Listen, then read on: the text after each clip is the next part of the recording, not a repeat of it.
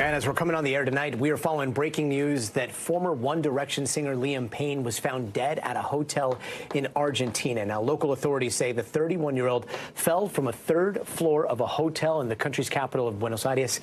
In a statement to Telemundo, emergency services says he fell from a balcony, but the circumstances leading up to that death are still being investigated right now.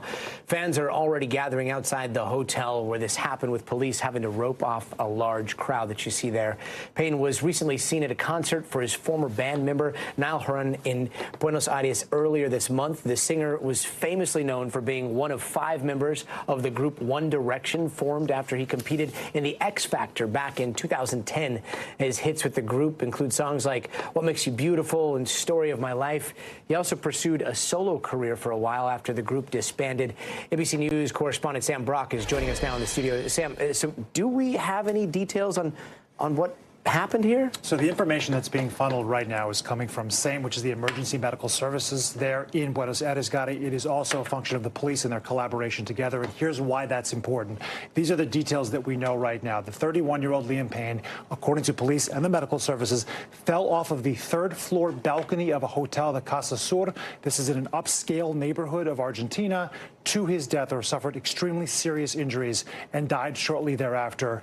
You're looking right now at details. The British musician, this is according to emergency services, SAME, musician Liam James Payne, composer and guitarist, former member of the band One Direction, died today after falling from the third floor. In the afternoon, police personnel from Precinct 14B were directed to the hotel by a 911 call reporting an aggressive man who could be under the influence of drugs or alcohol. It is important to underscore here, we don't have confirmation that he actually was under the influence. That is merely part of that statement. But Payne has talked previously throughout his life about his struggles with alcohol. So that is all contextual right now. Gadi, I would just add that there is also information coming in to the AP from the security ministry there, saying that he had thrown himself off the balcony. Now, this is where a lot of this is fuzzy in terms of what preceded his death, what the circumstances were there attempts to restrain him, details of that 911 call. We just don't know a lot at this point, but we do know what police have told us, which is that he fell off the balcony and died. Wow, a lot of questions as to what led up to those final moments, Yes. but do we know what he was doing earlier in the day?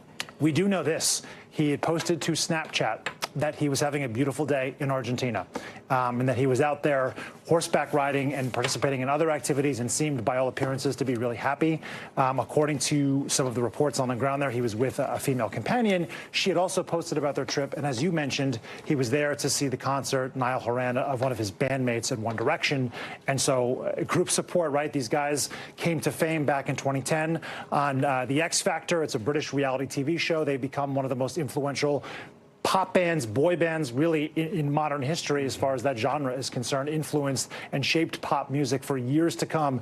So many recognizable faces there, including Harry Styles. We checked Gadi to see whether or not any of his friends and former bandmates had posted. Zayn Malik, have not seen any reaction to that yet online, but no doubt that group is reeling the music industry as a whole, and certainly many fans for One Direction reeling tonight. What a tragedy all around. Sam Brock, thank you. Thanks, Gadi.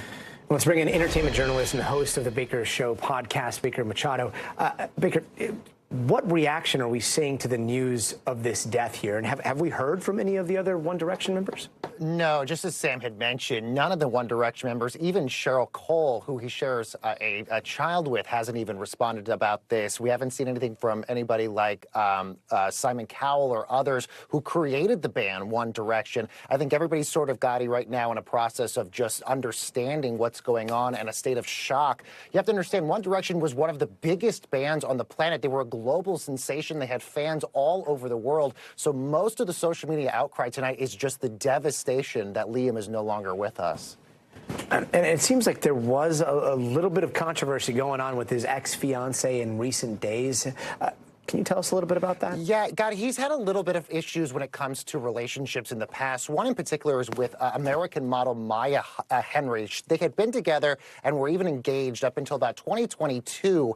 And interestingly enough, Gadi, just a few days ago, the Daily Mail is actually reporting that she had actually sent Liam and his lawyers a cease and desist letter saying that Liam was contacting her too often. She had even posted on TikTok just earlier this month that Liam had repeatedly been contacting her. We don't really know the specifics about why about that, but we should also know she did release a fictionalized book earlier this year about stories about her past, and one of the stories deals with dating a superstar in a band and the substance abuse issues and domestic violence issues attached to that. Now, she never mentions Liam by name, but we should note Liam has dealt with substance abuse issues in the past. He did check himself into a rehab facility back in 2022 for 100 days, and up until about 2023, he did say he was living a sober life.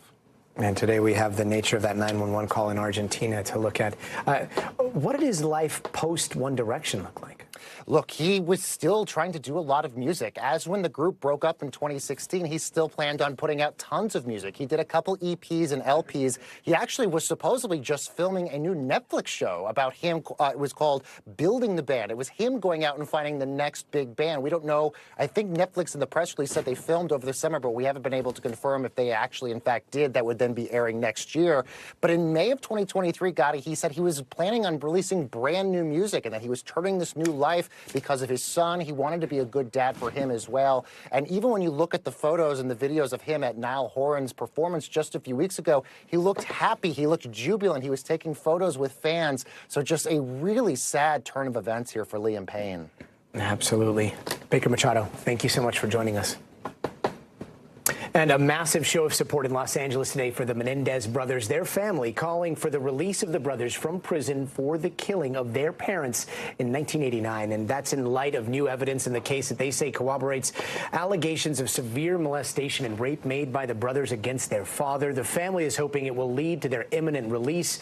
Those two new pieces of evidence include testimony from a former member of the boy band Menudo alleging he was raped by the Menendez father when he was the head of RCA Records.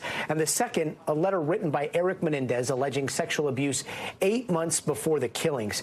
Now, the new evidence prompting a legal petition, all happening around the same time as a new popular Netflix show produced by Ryan Murphy is making the rounds. There's also a new documentary as well with the brothers describing the case in their own words. And there are celebrities like Kim Kardashian speaking out in support of an early release for the brothers. But it is a far cry from how the public perceived the Menendez brothers back in the 90s when they cried on the stand detailing their father's alleged sexual abuse. Here's what they said on the stand in their court testimony. Take a listen. He would put me on my knees and he would guide me, all my movements, and I would have oral sex with him. Did you want to do this?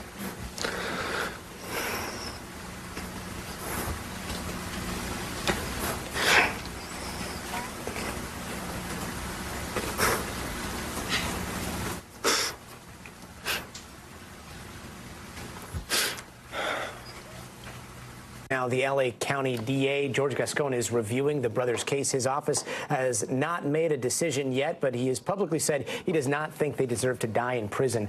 NBC News correspondent Liz Kreutz has more. It's the latest twist tonight for the notorious Menendez brothers, several of their family members calling for their release. Their actions, while tragic, were the desperate response of two boys trying to survive the unspeakable cruel of their father. Among those supporting Eric and Lyle Menendez, the 92-year-old sister of Kitty Menendez, who was murdered by her sons in 1989, along with her husband Jose in their Beverly Hills home. If Lyle and Eric's case were heard today, with the understanding we now have about abuse and PTSD, there is no doubt in my mind that their sentencing would have been very different. Relatives of both Kitty and Jose arguing new evidence under review by the LA District Attorney backs the brothers' long-standing claim they acted in self-defense after years of abuse by their father. I grew up knowing and feeling something wasn't right. The feeling in their house and the father-son interactions were just off. The brothers, currently serving life without parole, getting renewed attention sparked by the popular new Netflix series.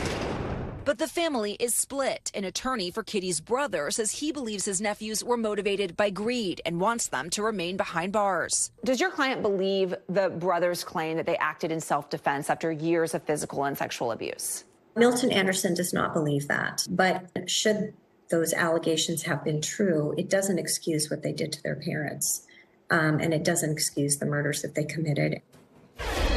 And NBC News correspondent Liz Kreutz from Los Angeles. Liz, what else did we hear today from family members? Yeah, Gadi. Well, first, I just want to set the scene for you. We're outside the LA courthouse here. It was packed with media, packed with spectators. There were members of the public that wanted to come and watch this all unfold. They've been watching the Netflix series and all the different documentaries on Peacock and Netflix, and they now support the brothers here. And people were saying this is something they hadn't seen since like the early 2000s, 90s, the court cases like OJ, the kind of turnout we saw here, an interest in this case. And what we heard from the family members is a lot like what you heard in our piece. They really do believe that the brothers in many ways were victims, that they have already paid a price, they have served their time, and that they deserve a certain amount of sympathy and empathy to what they went through. And that they also said that if the trial were to happen now, today, there's a better societal understanding of rape and molestation of young boys, and that perhaps they would have been given a different sentence, Gadi. And Liz, it's important to note that not all family members are calling for their release, right? Right. And you heard there from the attorney of the brother of Kitty Menendez. He does not support these family members that were here today. He believes that the boys should continue to serve their life sentences. He truly says that they were driven by greed. And the argument they're making is that the murders, they say, happened after the boys learned that they were going to be cut out of the father's will. And that is what they say drove the brothers to commit these murders. So the family is split, but it is notable that more than a dozen family members were out here today supporting the brothers. And Liz, the biggest question mark in all of this is the district attorney, right? So I think you spoke with DA Gascon tonight. What did he say? Yeah, so I did speak with him, Gadi, after this press conference, and he has not yet made a decision. He is still reviewing the evidence, but he did tell us that he does believe the Menendez brothers' claims that they were molested by their father. He also told us that based on the evidence he's seen so far, he does not believe they should be spending the rest of their life in prison. Now, again, that would suggest that he's leaning a certain direction, but he insisted that he is still reviewing the evidence, Gadi. He said he's waiting to get the prison file from the prison where the brothers are being held to review that and see whether the prison officials also believe that the brothers have been rehabilitated, like the family members here said that they have been. And he said once he reviews that, he wants to make a decision. He said he hopes to make a decision. It would be recommending whether to resentence them within the next 10 days, so very soon. And if he does make that recommendation, it would then go to a court and a judge would make the final decision, Gadi. Yeah, all coming before the election there in Los Angeles. Liz Kreutz, thank you. Yep. Let's go to NBC News legal analyst Danny Savalas, who joins us here in the studio. Danny, all of those family members then going to meet with the DA's office. Is that going to move the needle here? Yes, and it's part of the procedure. In fact, that's why they were there, to meet with the DA's office and essentially give their official position on what they wanted for Lyle and Eric Menendez. But I got to tell you, Gadi, if you live long enough, the bad guys become the good guys, and maybe vice versa, because I'm old enough to have watched the original trial. And I have to tell you, the feeling then was not that these were sympathetic figures. If possible, Lyle and Eric Menendez were perceived as more villainous even than OJ, because at the time, about half the country thought OJ was not guilty. Lyle and Eric Menendez, there was no doubt they did what they did, and a lot of the facts involved didn't paint them in a flattering light. They lied to police. They essentially almost got away with it, except for just some bad streaks of luck, and they went on a spending spree. They had been written out of the will. These were not people that were perceived as sympathetic figures, but I think what has happened is 35 years is a long time in societal terms, and we've changed our views about things like sexual abuse of children. We're much more protective of them. So that's why I think you see a whole new generation who only know them maybe from Netflix or documentaries, who see them in a totally different light. Yeah, one of the things that a lot of people forget is that there were actually two trials. There was the first trial where molestation kind of took center stage, and that was the testimony of the brothers crying on the stand. And then there was the second trial where all the evidence that we're seeing today that was supporting that molestation wasn't really brought in to the defense, right?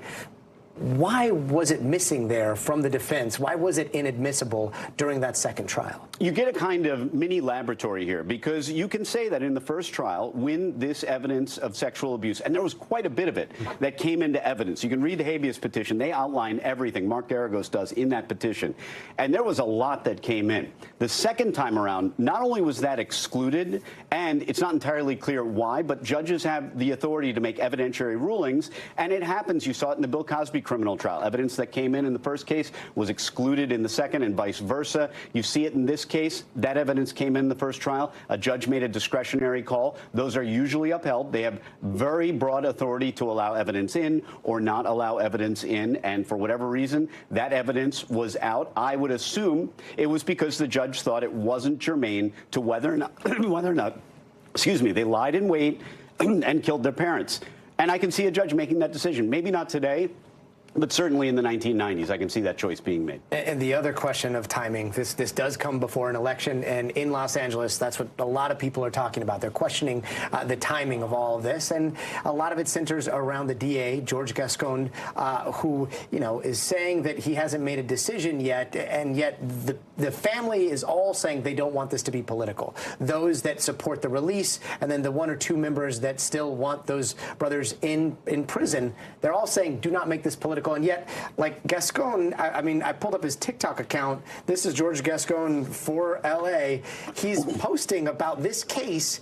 Justice will be served under DA Gascon. Hashtag Menendez brothers. Hashtag George Gascon. Hashtag reelect.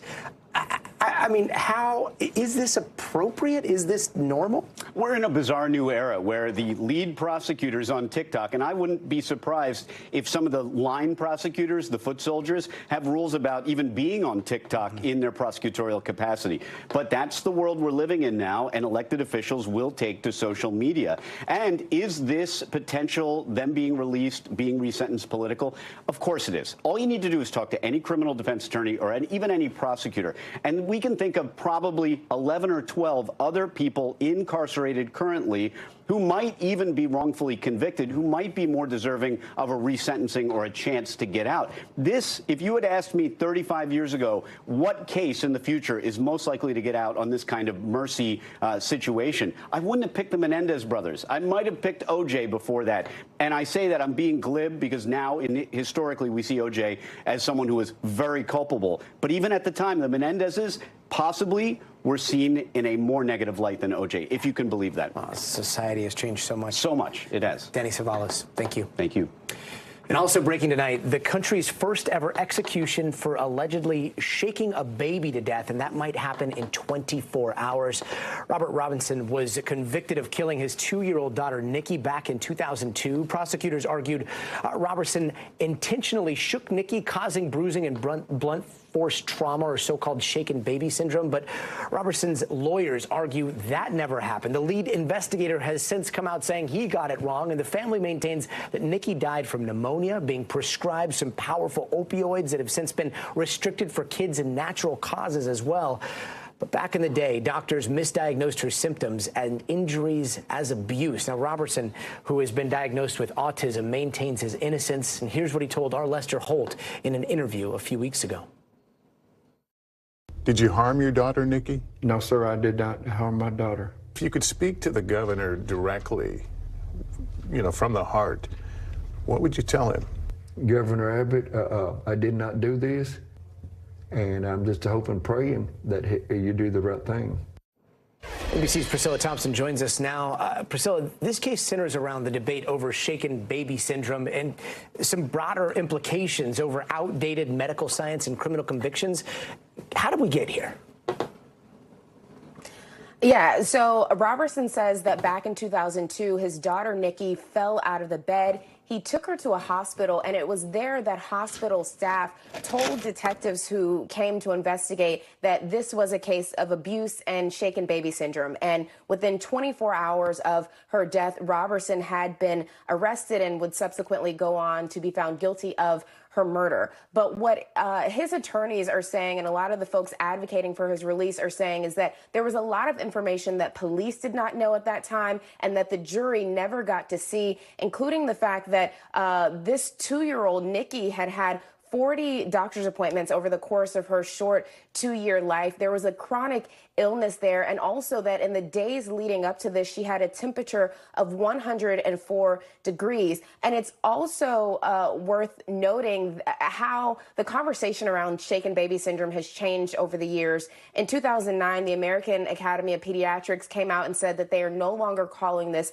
shaken baby syndrome, but instead they're calling it abusive head trauma, because it may not just be caused cause those symptoms by shaking. And in fact, the medical community in the past decade or two has come to a consensus that those symptoms could be caused from a myriad of things, including potentially an infectious disease or a long-term illness. And so it's broader than what was presented back in 2002 when all of this happened to Robertson. And it is why you were seeing so many people saying this case might need a second look. Gadi?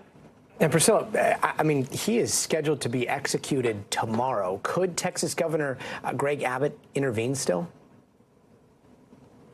He could still intervene. So today, the Texas Board of Pardons and Parole that could have recommended clemency for Robertson voted unanimously not to do that. And so the governor, therefore, does not have the authorization to necessarily give clemency because that board did not approve that. But what he could do is he could give 30 days of reprieve. And that is what Robertson's attorneys right now are asking for. They say, give us a 30-day delay of this execution so that they can present additional information and try to get that evidence worked through the courts in order to change this through the court system.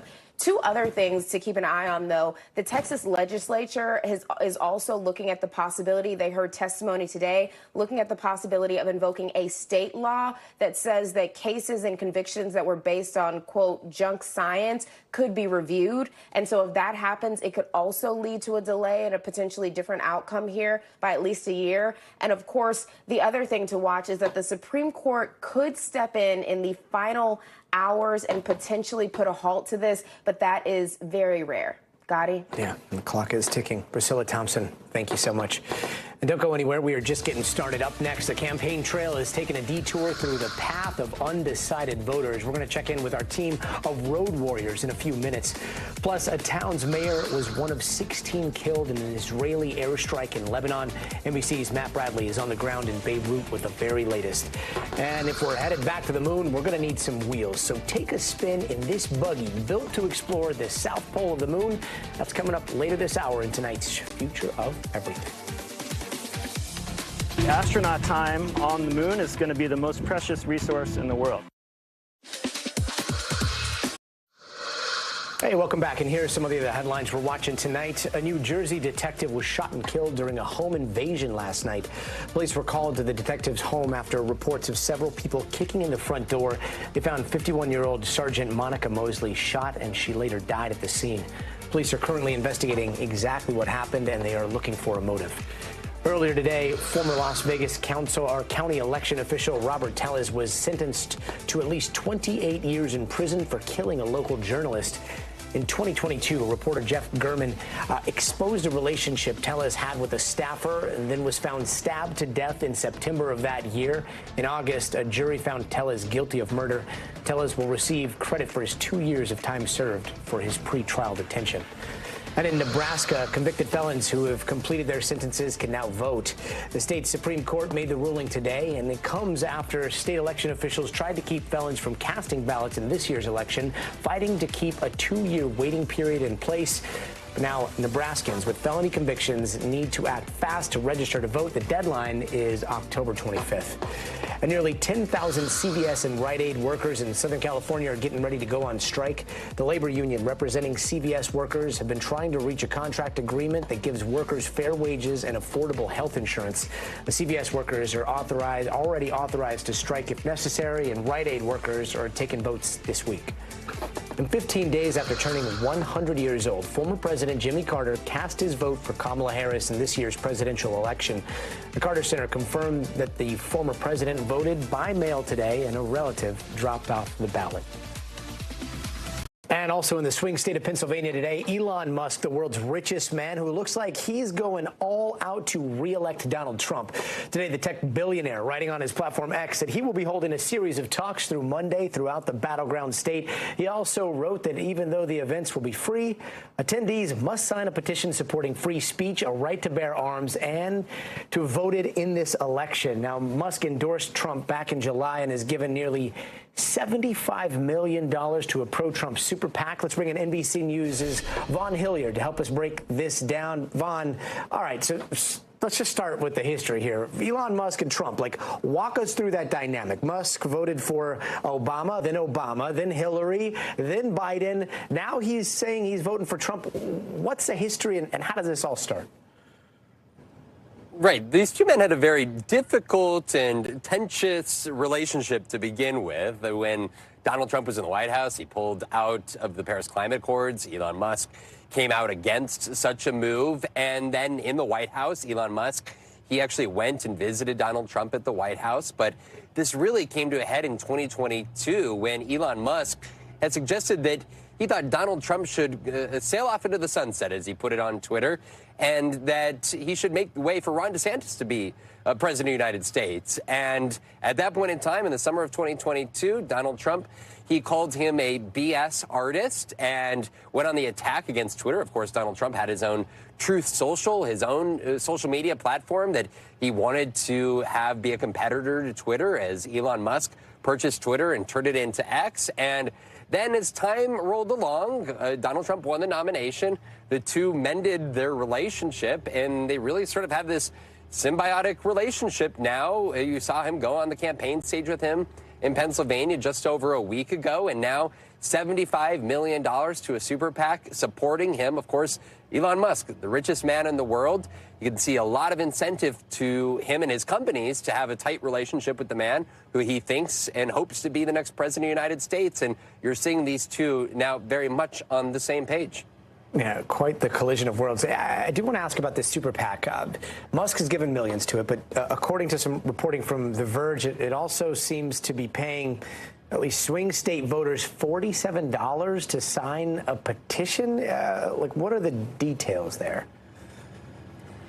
Right, and this is where this is all coming to head literally in the final month, and the extent to which the Federal Election Commission is even able to weigh in or stop anything that may be trouble and come up against campaign finance laws. It's really too late in the ball game here. But we've also seen political candidates, right, incentivize people with gift cards to come and be a part of their campaigns. And so you're seeing Elon Musk here. He's currently in the state of Pennsylvania. He's going to be holding multiple events himself here as he's trying to urge particularly Pennsylvania voters to come out and vote. And this is where you see him really become the major benefactor to Donald Trump's candidacy, not only through events and this sort of actual outreach through his PAC, but also, let's be very clear, through X. For anybody that is on the platform formerly known as Twitter, you will see a lot of right-wing pro-Trump material. And Donald Trump has harbored or I should say Elon Musk has really built this into a platform where he says it's a place of free speech. Well, there's a lot of speech that is conspiracy theory fueled, and a lot of that is being promoted by none other than Elon Musk on his own X platform. And a lot of that material and those conspiracy theories are really a foundational base for a lot of the political movement and political base that is intending to support Donald Trump in this presidential election. There's free speech, and then there's, I guess, $47 gift card speech. Von Hilliard, thanks so much. And coming up, feast your eyes on what is apparently the hottest restaurant in Austin, Texas, with a social media page to back it up. The problem, delicious, but none of it is real. Our Maya Eaglin is serving up some food for thought in tonight's Future of Everything. But first, you got to see this. Upon first glance, this might look like a lost kitten under a porch, but the homeowners in Illinois were shocked to find out that not-so-little kitty was actually an exotic cat called Caracol, and that ferocious feline had been on the loose when officials found it hiding under the deck. Officials were able to safely catch it. It clearly was not too happy about going back into captivity there, but the cat's going to be taken to a sanctuary to live out the rest of his days, so I guess not like a total catastrophe, cat, because it's a, cat. We'll be right back. Hey, welcome back. Let's take a quick look around the world. A fuel tanker has overturned and exploded in Nigeria, and it killed at least 147 people. When the tanker lost control of a tanker, people rushed in to collect the spilled gas, and they got swept up in that deadly inferno. And last month, a similar fuel tanker explosion killed nearly 60 people. And a Jonas Brothers concert in Prague took an unexpected turn when Nick Jonas ran off stage after being hit with a laser pointer. Video shows him there running off stage, signaling like timeout with his hands and then briefly pausing that show. It is the latest in a growing trend of safety concerns for performers at concerts. And over in Italy, Prada is proving they don't just make fancy handbags. They've teamed up with Axiom Space to unveil a new astronaut spacesuit, and they're planning to use them for NASA's Artemis 3 mission that's planned for 2026. They look pretty familiar with a bulky white suit and that classic dome, and those suits can withstand extreme temperatures at the lunar South Pole and a whole bunch of other challenging conditions out there on the moon.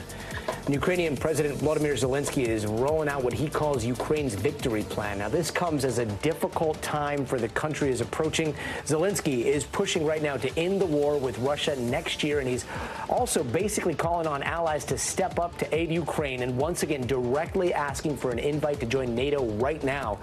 Russia forces have advanced in some parts of the country with the threat of a long winter looming. Now, turning now to the escalating crisis in the Middle East. Israeli airstrikes in Lebanon today killed dozens of people, with the heaviest strikes coming down in southern Beirut, despite warnings from the U.S. to Israel to scale back their attacks. NBC News international correspondent Matt Bradley has more. In Lebanon, virtually no place is safe from war.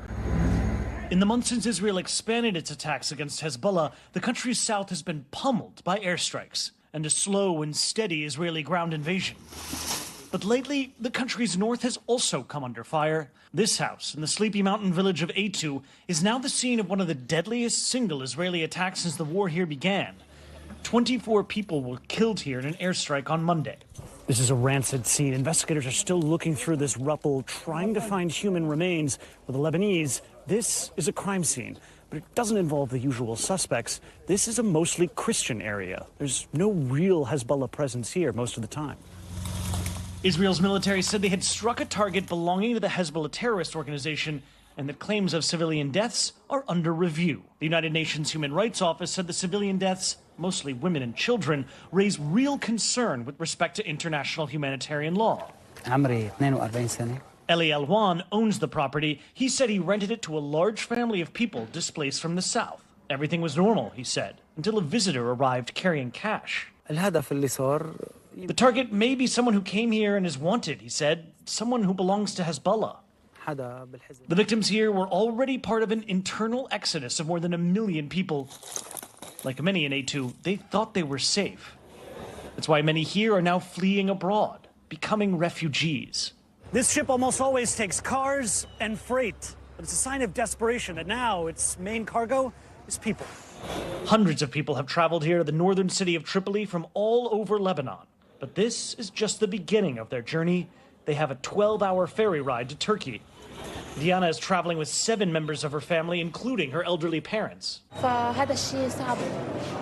said in the south she saw blood everywhere, children, old people, all of them afraid, and airstrikes all the time by the day. For many, the decision was sudden. You just left everything, and you decided yesterday. Yeah, we left everything. We left our dreams, we left our stuff, we left everything here. Manal and her family could have hopped on a flight, but Israeli bombs are landing all around the main airport in Beirut. What did you see? What did you hear that made you want to leave? We are afraid from the sounds that are facing from the bombing. Our children began crying every day. They don't want to stay in their home. They want to leave. Yes, because of that. You're Lebanese. How do you feel about leaving Lebanon like this? It's very sad, really. We are leaving our homes, our families, our life there. This journey may lead to something like hope. But right now, on this dock, there's only heartbreak. Matt Bradley, NBC News, Northern Lebanon. Matt Bradley in Lebanon, thank you. And still ahead, the birth of disinformation. From how that propaganda you see on your feeds is created, spread, and then amplified. We're going to break all that down after the break, so stay tuned. And as we start to round the home stretch until Election Day, the risk of foreign propaganda influencing voters remains high. But have you ever wondered how those bogus stories start and spread in the first place? Well, NBC News senior reporter Brandy Zadronsky explains. Late last year, this strange, and let's just say from the outset, false story started going around about Ukraine's Vladimir Zelensky. Ukrainian President Zelensky somehow managed to buy 2 multi-million-dollar yachts. Now, to be clear, nothing about the U.S. aid for yachts story was true. What was true? Vladimir Zelensky is the president of Ukraine. That checks out. And there is an ongoing debate about U.S. financial support for Ukraine. But there are a lot of these phony stories. NBC News has followed more than 40 over the last year. Clint Watts is an NBC News contributor. You've likely seen him in our coverage when there's big breaking stories. He's also the head of Microsoft's Threat Intelligence Center. Stories like these, Clint says, come straight through a pipeline, straight from Moscow, via something called Storm 1516. Storm 1516 is what you would think of for the old troll farm, the Internet Research Agency, 10 years later, in that they need to adapt to a new medium, which is video, and they need to come up with a way to make disinformation. Think of Storm 1516 almost like a disinformation production company. They follow a reliable path, one that starts with a cheaply made video. Hey guys, my name is Olesya, and I'm a former employee of the so-called Troll Fabric. I'm a senior associate scientist at a Pfizer facility in Kiev. My name is Shahzad Nasser. I'm here to share an interesting discovery of mine. The videos usually don't stay online long. They don't have to. They are just the kernels of so-called evidence in the pipeline. According to this agreement I have managed to acquire, the yacht was referred to as Zelensky's yacht. In this video, this isn't an actual journalist. His bio is faked, his true identity unknown. But his story is repackaged and amplified through the next part of the disinformation pipeline. They then take those videos and they launder it through Telegram. Telegram is a social media site popular with people kind of on the fringe. But also through a series of websites that are made to look like local news sites. The stories on those sites are shared on social media, first by known Russian propagandists, but then, if the plan works, by a U.S. audience. In this case, Congresswoman Marjorie Taylor Greene sharing the story with her 3.7 million followers. Her office didn't respond to our multiple requests for comment. The pipeline that began in Russia, now practically flooding American voters with disinformation. And here's the thing, these videos that kick it all off, they're not even that sophisticated. Darren Linville, director of Clemson's Media Forensics Hub, says they don't have to be. More than half, I would say, almost completely fail. But it doesn't matter because they're so cheap to do that you only need a few of them to hit to make it entirely worthwhile. And they've had more than a few hits. These videos are now targeting U.S. voters, trying to conflate fact and fiction and create havoc heading into the election. And Brandy Zadrozny joins us now to talk a little bit more about disinformation. This is giving me last election vibes and 2016 vibes, and yet there are a lot of differences. What have we learned from those elections, and does it feel like it's getting worse? Well, it feels like that because this is the next iteration of the famous troll farm that we grew up with in 2016, right? So we saw this sort of pivot to video is what they're doing now. And, the main difference now is, the players are all basically the same in Russia. What's changed is the platforms. We used to have platforms that really cared about this issue. The Twitter of 2016 and 2020 is no more. It is dead. It is replaced with X, where these videos spread and proliferate, and X isn't doing anything about it, right? They in fact reward false stories and these stuff that gets like engagement with these networks of liars. So it's really bad right now. Yeah, pivot to video. That's crazy. And there is the now incentive, that financial incentive, not just to spread propaganda, but to get those clicks. How much does that play into what we're seeing right now? Is it all like nefarious actors, or are there just edgelords that are trying to get in on making money from this stuff? Yeah, we call them the new influencers, right? So when you talk about how information spreads on X, it used to be that news organizations, they really spread a lot of the information, and that's when you could go in a time of need, in a natural disaster, or during a news event, or during an election, and find out what was going on. Now you have these new influencers who just spread everything, including lots of times Russian propaganda. Yeah. Brandy, thank you so much for keeping an eye on this, such important stuff. Thank you. Before we go, it is time for the future of everything, and on the road again. Can't wait to get on that lunar road, if you will. That might not be how the song goes, but we're going to take a look tonight at one of the rovers that could soon help astronauts once again explore the surface of the moon. That's coming up in the future of space. Plus, you can't spell Bon Appetit without AI, because it is in there, but this might be going a little too far. Behind the so-called restaurant causing buzz on social media out there in Austin, or is it? We're going to tell you why you should be careful about what you feast your eyes on, coming up next.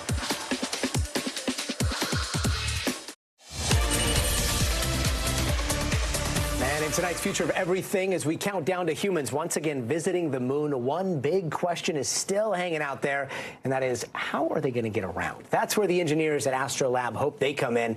They are one of the companies vying to have their rover help explore the lunar surface, and lucky for me, I got to test out how one of these amazing buggies works, and trust me, these are not your grandpa's lunar rovers. Take a look. 3, 2, the Artemis mission, planning to put humans on the moon, liftoff of Artemis 1, scheduled for 2026. We rise together, back to the moon and beyond. Astronaut time on the moon is going to be the most precious resource in the world. But once they get there, they're going to need some wheels. And the engineers at Astrolab in Hawthorne, California, It'll be a simple step up, are hoping it's this rover. So we're deep in the design of the actual lunar version of our rover Flex. The battery-powered rover can carry 2 astronauts in their spacesuits, can be used to transport larger equipment and gather samples with its robotic arm. It can even be remotely driven from here on Earth. We're going to like driving with their dominant hand. NASA selected Astrolabs as one of 3 companies to design a rover to help explore the lunar South Pole, and on this day, it's exploring an empty lot near LAX. It is pretty wild to be in El Segundo. I mean, like the 110's over here, LAX is over here, and here we are testing out the future of possibly space travel, right? LA really is the center of aerospace in the country, in my mind. A lot of it started here, and so we're happy to continue that tradition. The original moon buggy, or lunar roving vehicle, was built by Boeing, and like the Flex, it was also battery-powered. It went to the moon on 3 Apollo missions. Hop on board and get the driving demo.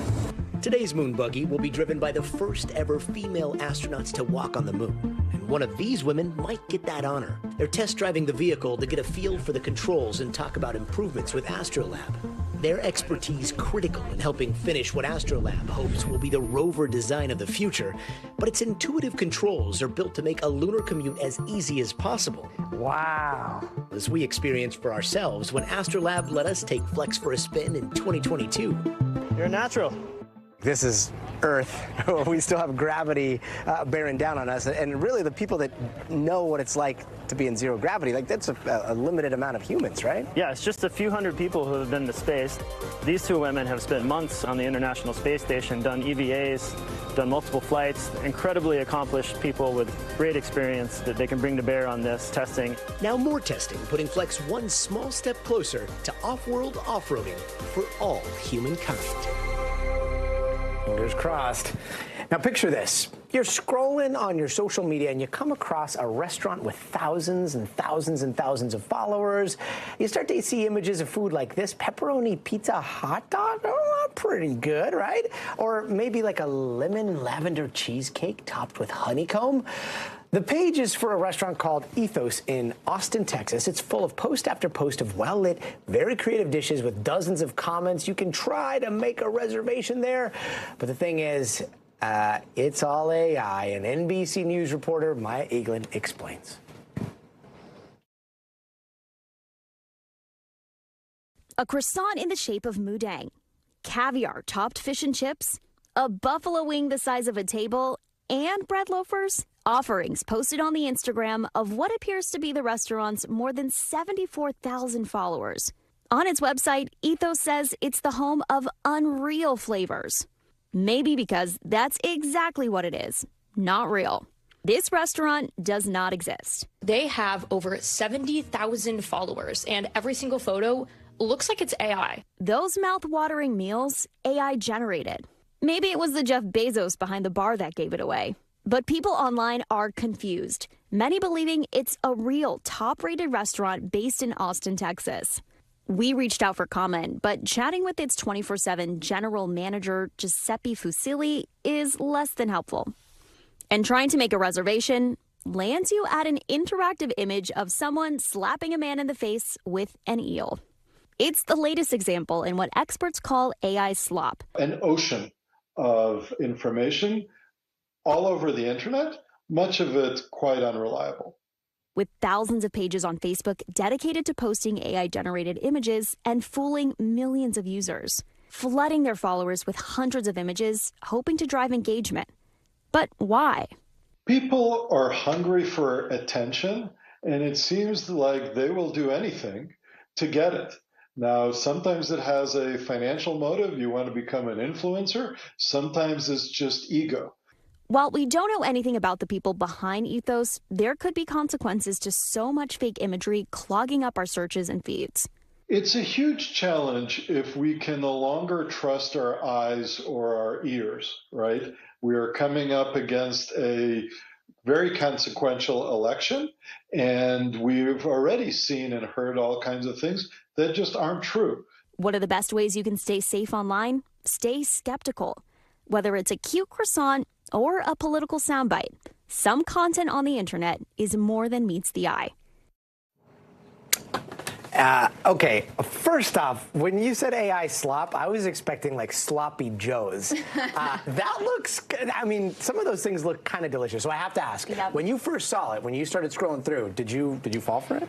It didn't take me long for some of my red flags to start going off. I don't know how to describe it, Gadi, but there's kind of this generic filter over everything. And if you look at the textures of like a piece of food on a plate, sometimes the shadows don't align. And so it's those little things that can be flags for people to be able to identify. For AI. You, maybe. For me, I was just like, oh, yeah, it looks like a very hot, trendy restaurant. And then people are falling for it. I mean, that eel getting slapping some dude across the face. Like, what's the play here? Is it, hey, we got you? Is it, hey, warning, there's a lot of AI misinformation out there, like, be more careful? Or is it something else? I think the jury is out on that, but people in the comments and people even on Twitter and X right now have been kind of playing into the bit of like, hey, I know the manager, or no, I ate there last week. So I think it's a bit of commentary on how crazy and believable some of this can be, but there are real world consequences too for eroding the public's trust and kind of, you know, creating this gray area for people to decide, is this real or is this fake? So can you get me a table there or no?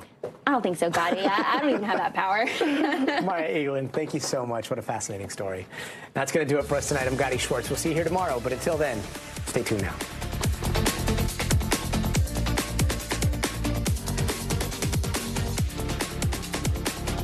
Thanks for watching. Stay updated about breaking news and top stories on the NBC News app or follow us on social media.